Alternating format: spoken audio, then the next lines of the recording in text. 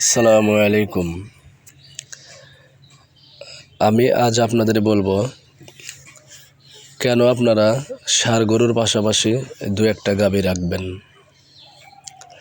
এই কথাগুলো ছোট্ট খামারি এবং যারা নতুন খামার করবেন তাদের জন্য খুব গুরুত্বপূর্ণ।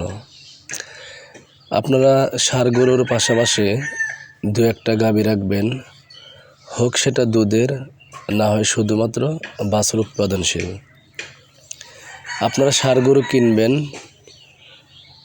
মোটা তাজা করে বিক্রি করবেন, তাতে সামান্য প্রফিট থাকবে।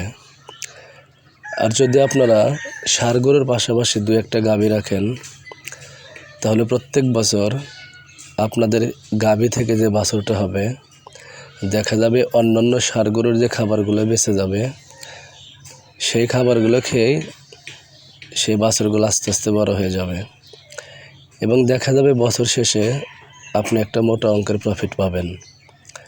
এবং যে গাভীটা থাকবে, গাভীটা কিন্তু রাতারাতি মোটা তাজা হয়ে যাবে। এই যে বাছুরটা দেখতে পাচ্ছেন, এটা আমার ছোট্ট একটা গাভী থেকে বাছুরটা হয়েছে। আপনারা ভিডিওর শেষে এই বাছুরের মাকে দেখতে পাবেন। এই বাছুরটার বর্তমান বাজার মূল্য ৬০ থেকে ৬৫,০০০ টাকা। অথচ হিসাব করলে এর পিছনে আমার ১ টাকাও খরচ হয়নি, কেননা আমার যে ১০-১২টা গরু আছে, ওইগুলোর বেঁচে যাওয়া খাবার খেয়ে এটা বড় হয়ে গেছে। সেই জন্য আপনাদের কাছে আমার অবশ্যই আকুল আবেদন থাকবে, যারা খামারে